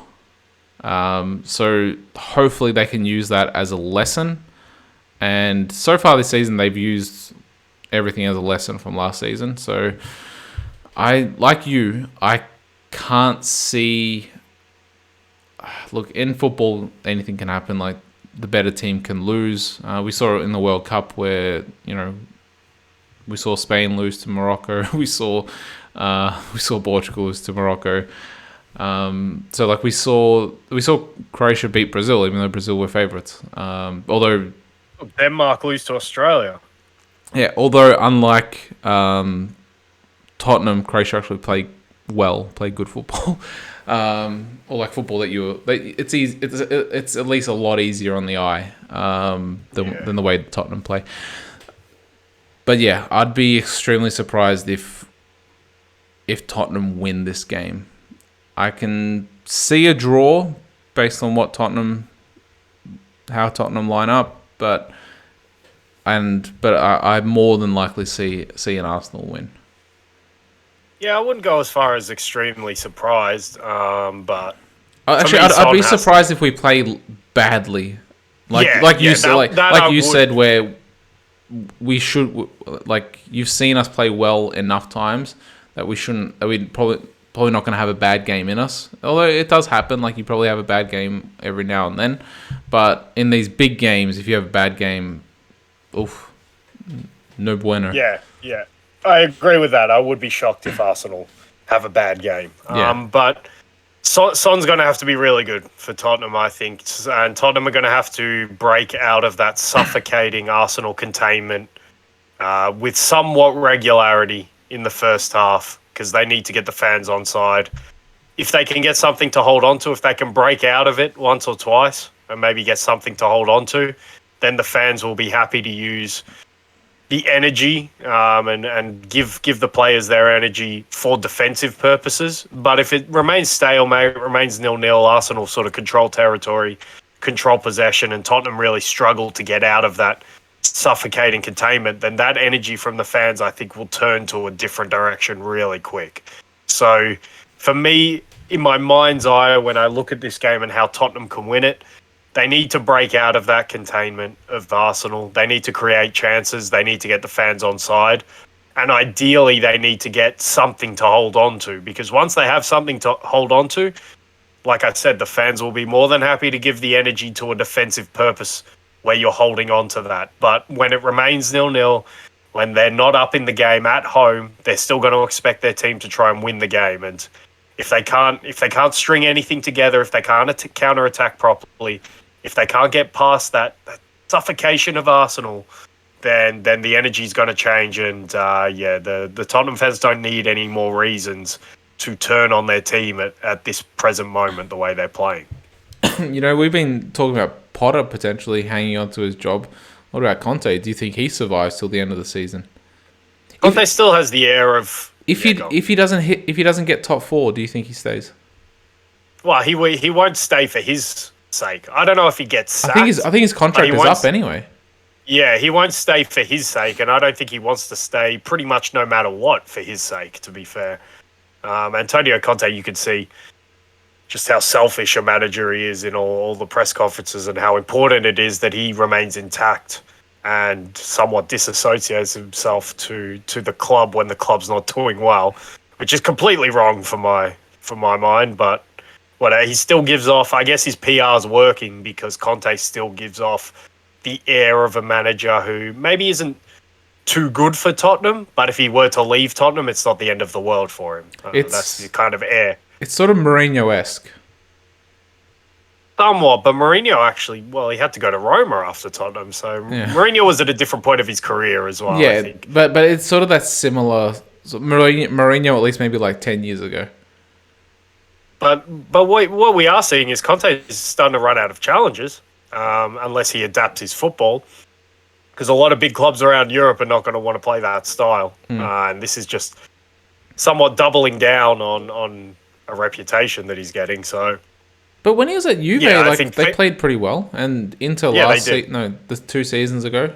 You know what the key difference there is? Those teams played 5-3-2. They didn't play 3-4-3 or 5-4-1. Yeah, different personnel. Yeah, but for me, Chelsea like that system in itself is so. And Chelsea's the outlier because they did play 3-4-3, but they had N'Golo Kante, who at that point was peak N'Golo Kante and was the master of playing for two players. Eden Hazard as well. Peak Eden Hazard. Exactly. Yeah, well, maybe not peak, but yeah. That was peak. There as well. That was peak. Yeah, and I think they had Diego Costa that season as well, so they had somewhat of a number 9. I think they did. Yeah. I think so. So yeah, that the personnel, he made that defense. The thing is, he made that defense work as well. I think Gary Cahill was the mainstay of that defense. So maybe a bit better than Eric Dyer, maybe similar qualities, but maybe that football's just outdated now, and it's hard to win based on, I wouldn't say a defensive strategy, but maybe that defensive strategy. Because you could be defensive by having the ball, you could be defensive in the way that Arsenal are defensive in terms of how they control territory. It's just, it has to be sort of more proactive defending, I guess, but... I think for his sake, he wouldn't stay beyond this season. Maybe no matter what happens, I don't think he stays, depending on opportunities that might present themselves, or if he just wants a break. But yeah, to me, he still gives off the air of a guy he's going to get a job if he were to leave Tottenham. Yeah, and he speaks that way. He's somewhat just comes out and lets it fly. Who knows? Maybe he just ends up somewhere back in Italy. I'm not sure if maybe towards the end of the season we'll start to look at teams that might be sacking their managers. But even though it's starting to sort of appear now, because you have it with Chelsea, you have it with Tottenham. But do you have anything else to add? Or nah.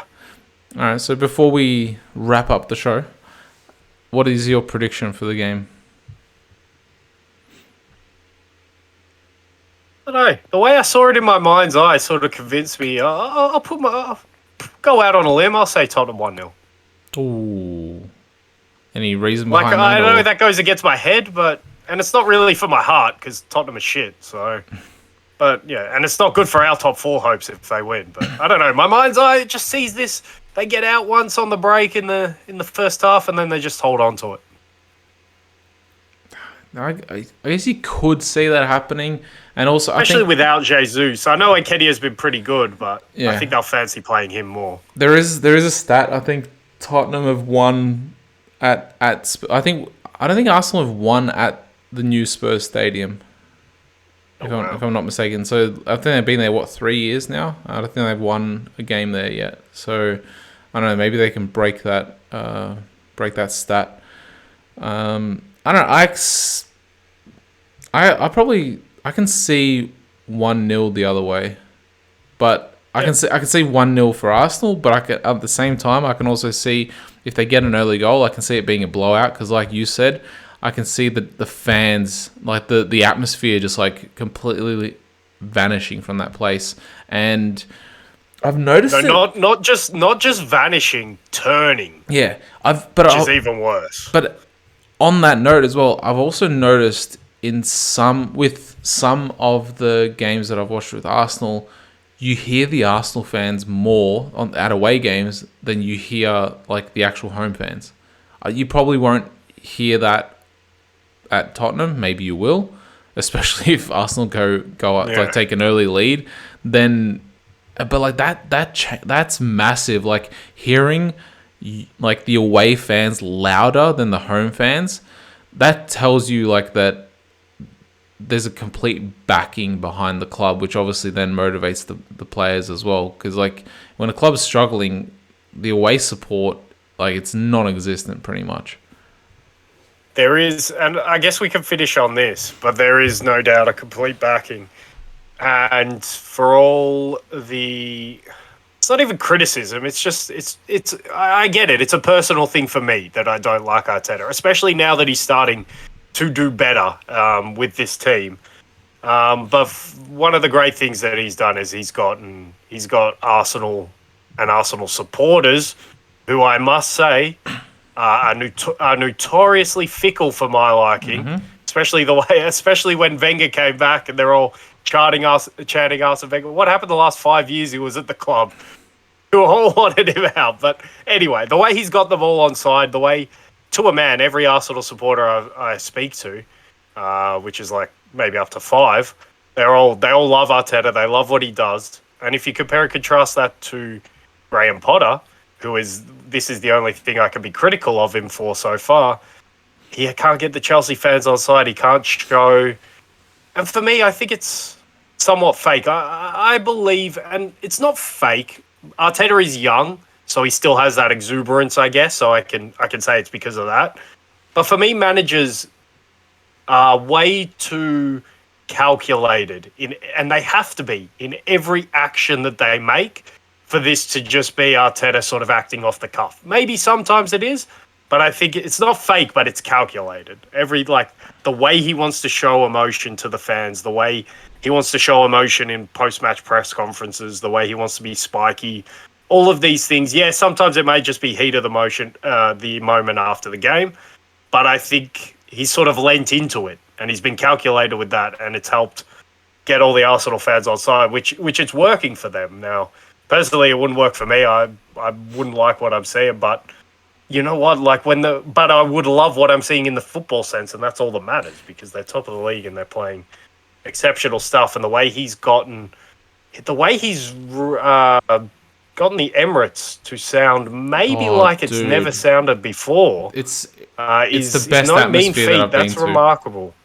I went to the Nottingham game, so it wasn't even like a big game, and it is literally by far the best and I've been to like A-League finals where it's been like 50, it's been a full stadium, like 55,000. And this is by far the best atmosphere. I went to the Liverpool-Melbourne victory game. This tops it 100%.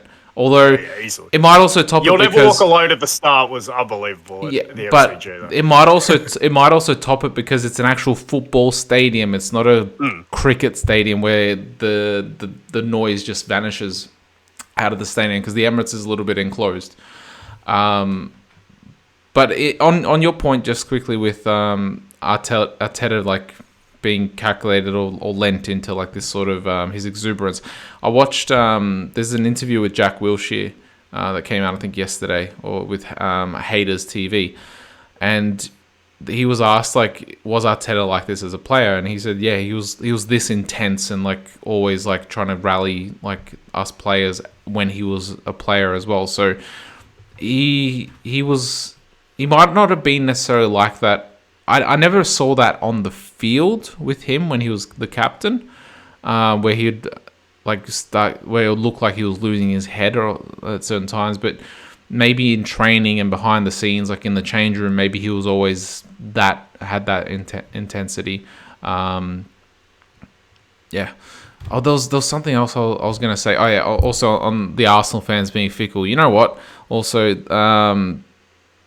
that's 100% true because like maybe not last year or middle of the season before we sort of started going on that run after that loss to City at the Emirates where we should have actually won. Before that, and even the season before that, we finished 8th, I think. Like there was a lot of Arteta out people, like a lot, and now all of a sudden they're like, oh, Arteta in, and so on. Like I'm giving myself credit here, and we can go over. I'm not sure if we spoke about it on chat or anything, but there's numerous chats with Matthias where I was always backing him, and I even on this pod, like going back from last season where I was saying for me it doesn't matter if we miss out on top 4. This season is the one that matters. If we miss out on top 4 this season, then you have an argument to sack him. Especially now, if he misses out on top 4 now, where they're playing this type of football and they are 5 points clear at the top of the table at the halfway point in the season. If they miss out on top 4 now, then yeah, I'd be like, okay, he probably needs to go because he fucked this up completely. And it would take some sort of scandal or something for that to happen now. I don't know what it would take, but if that was the case, then I'll be like, okay, yeah, I can. I don't know, like I can't imagine it because it's so crazy. Because he's built up so much of this good feel and around the club, and around the supporter base, and I reckon it would, but because you said the Arsenal fans are fickle, if it slowly started to like decline, like you see us start to drop that 5-point difference, City starts to create a 5-point difference, we slip to 3rd, we slip to 4th, that's gonna change immediately, like that feel good factor. That for me is outside the realms of possibility as we sit here now. I just can't see that happening. But yeah. Who knows? But I don't know. I think with something like that, if you were to screw up barring like 10 injuries or 11 injuries to our starting 11, barring that, I'd be like, okay, he probably needs to move on, unfortunately. It's not going to happen, man. Come on. It won't happen. Like, knock on wood, though. It won't happen. But yeah. All right. There was one thing. I think we can finish on this because I think this is a good place to finish. But Gareth Bale has announced his retirement. Yeah. And I guess there's 2 things out of this. The first thing is most memorable Gareth Bale moment. That's the first thing. Memorable and favourite, I guess. Whichever ones you want to do them both, maybe. And I don't know if you've seen it or heard it or whatever it is, but now it's started to be floated out there that maybe Gareth Bale is the best British player of all time. And yeah, I want some thoughts on these 2 sort of things just to wrap it up. Favourite moment? I don't know. The one that immediately when you're like that when those words were coming out. Yeah, the sprint where he goes outside of the field in the Copa del Rey final. Yeah. But then there's also the overhead kick against Liverpool as well. He didn't catch it cleanly though. So yeah, bicycles they never really get caught cleanly. Ronaldo's caught some clean ones. Yeah, the Ronaldo one against Juve in that same run. Didn't he score one against Atletico as well? I can't remember the Atletico one, but Bale's was in a final. Yeah. To put them up as well. It wasn't. Didn't he also score? He scored a header in the equalising header as well against Atletico, was it? The go ahead. The goal ahead. Ramos scored the equaliser in stoppage time. Yeah. But I think it's the Copa del Rey, pretty though. much 2 finals. Yeah. 2 Champions League finals and a Copa del Rey final. Yeah. And then you start thinking about that awesome season that he had. Hang on. Yeah, go on, another one. When he was at Tottenham, where he made a prime Maicon look like absolute dog shit. Yep, that's another moment. The hat trick at the San Siro. Twice. He 2 runs like that he made. Yeah, 2 runs from inside his own half. I can't remember what the other goal was, but yeah, he just breezed past Maicon. And that was awesome. That was a prime Maicon as well. That Or was maybe like just the season after they won the Champions League, I think. Yeah, I think it was. Yeah, so it was the following season. But he was still you would have expected him at least to be in his prime. And then you start thinking about the goals he scored for Tottenham in that season that prompted the £100 million transfer, and you think of the West Ham one where he picks the ball up in the middle and blasts it from 30 yards into the top corner. But the volley at Stoke, where he gets his leg up to his shoulder somehow with the ball coming across from there onto his left. Ball's up here. It's like shoulder height. And he volleys it. He arrows it far corner. It's one of the best technical volleys I have ever seen, and athletic volleys as well. Because he's still planted. He doesn't leave the ground, but his foot is up at his shoulders. It's crazy to think like this is how many moments this guy gave us during his career. So unbelievable goals, unbelievable moments. And it's not a true indication of what his career was, because once he went to Real Madrid, he was very rarely available.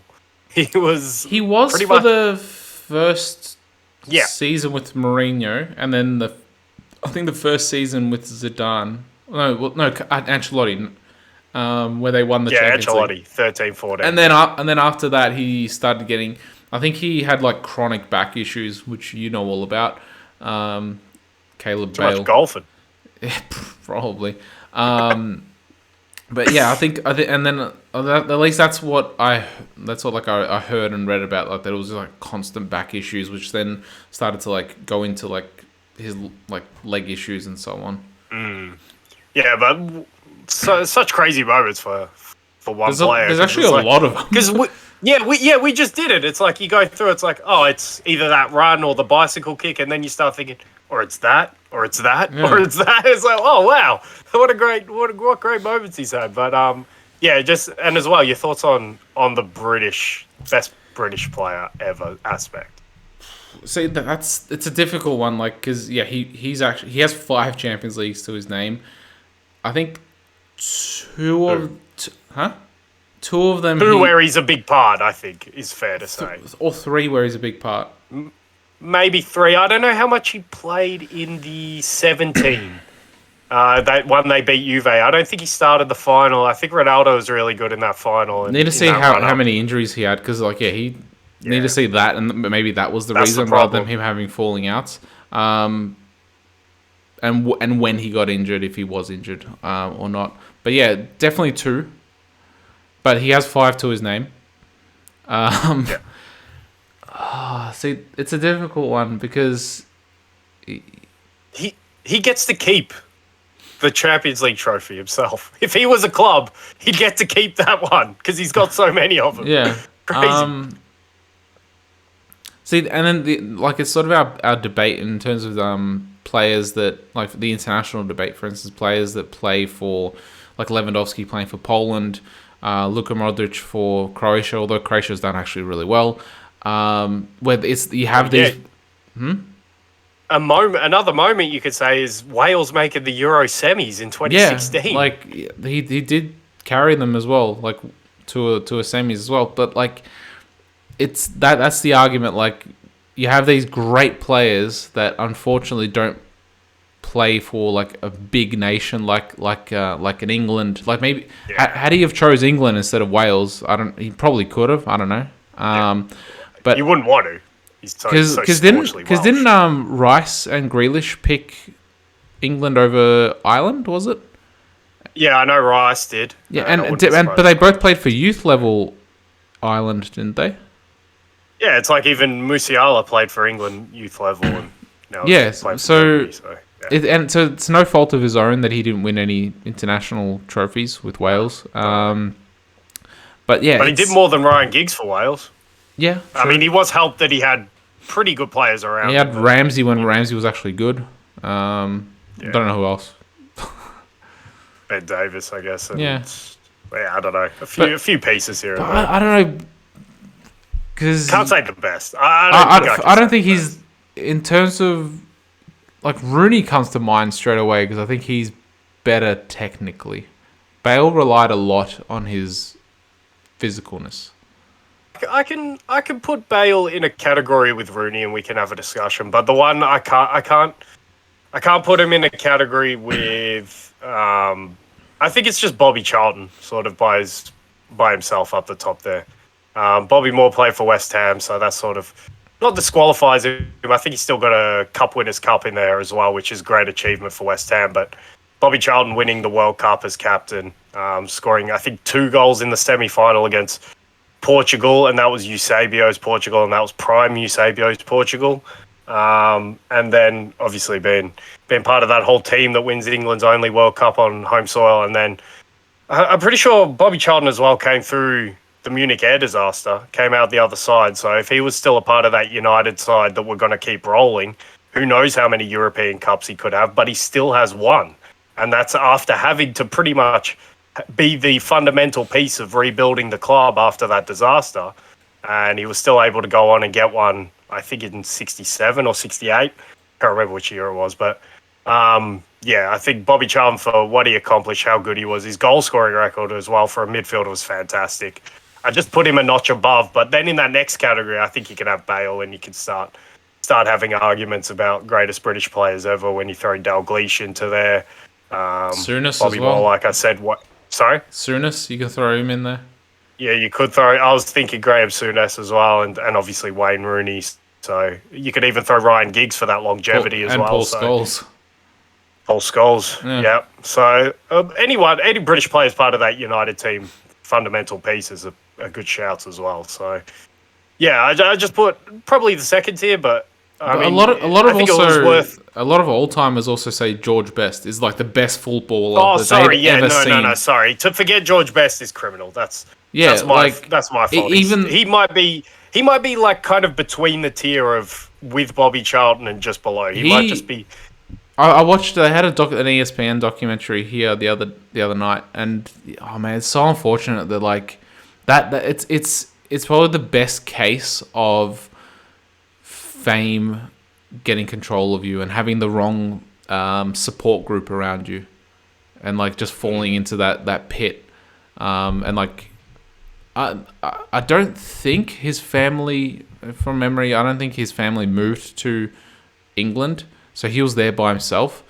If he had his family move as well to back him up, he probably would have had a way more successful career, and he already had a successful career. Yeah, and not to the same level, but you talk about George Best, and then your mind can instantly go straight to Paul Gascoigne. And if you want to start talking all-time stuff as well, your mind can go straight to Diego Maradona as well, and just yeah, I don't know. Like obviously, it's tragic, and in terms of longevity and what they could have accomplished in their career, it's terrible. But it also, in terms of these debates and these sort of things, it kind of adds a layer to their argument in a weird way. Like Maradona, for example, it's like this flawed genius. It's like, oh well, yeah, it's just something about the character and all of that stuff that just makes you revere them more for some reason. It's a weird one, but yeah, I just thought that was an interesting debate, and I thought Gareth Bale just deserved a little bit of love to finish the pod because it was a memorable career as we just went through it. Yeah, unfortunate that... Memorable in moments. Unfortunate that it was like, towards the end of it, it was plagued by injuries because like... And golf. Maybe he actually goes on the PGA tour and like joins as a professional. Or gets on the European tour or something, yeah. Oh man, what a comeback story. Him and Steph Curry, like I keep saying, they'll be battling it out one day on the PGA Tour. Wait, did he move to... Did he play in LA? Yeah, he's in LA. He was before he retired. So maybe he has connections with Steph Curry. But like because he was in LA, like maybe he has like connections with Steph Curry and he's actually like met him and maybe even golfed with him already. So maybe. Yeah, maybe. I always wonder that about like players being sponsored by brands. Obviously, he's Adidas and Steph's Under Armour. Yeah. But Adidas have a few. But yeah, anyway. Yeah. I digress. Anyway, getting off topic. But yeah, Bale, unfortunate that he had to retire at pretty much what we are right now. Like, he's 33, so like he's our generation, and he's already retiring. Similar with Jack Wilshere, he retired. I think he's a 92 child. So he retired just last year, just a couple of months ago. So unfortunate that that's the case for these guys. But yeah, congratulations on retirement, Gareth Bale. And Caleb, anything else to add? Any other shout-outs? Yeah, just if you're curious about what happened in Europe, as we only had cup games in England, yet we still nearly talked for 2 hours about English football.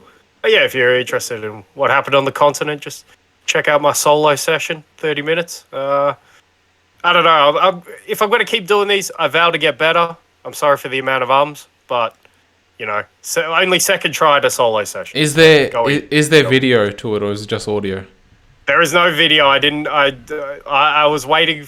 You were obviously watching the handball, which I told them, but Yeah. but I didn't know exactly how to do that. So if I do that next time, I'll try and get some videos. All right, we'll get that set up for you so you can have your solo sessions. Hopefully that didn't sound wrong. Anyway, guys, make sure you like, subscribe, comment, do all that good stuff. Share it with your friends and your family. And thanks for coming, and bye for now.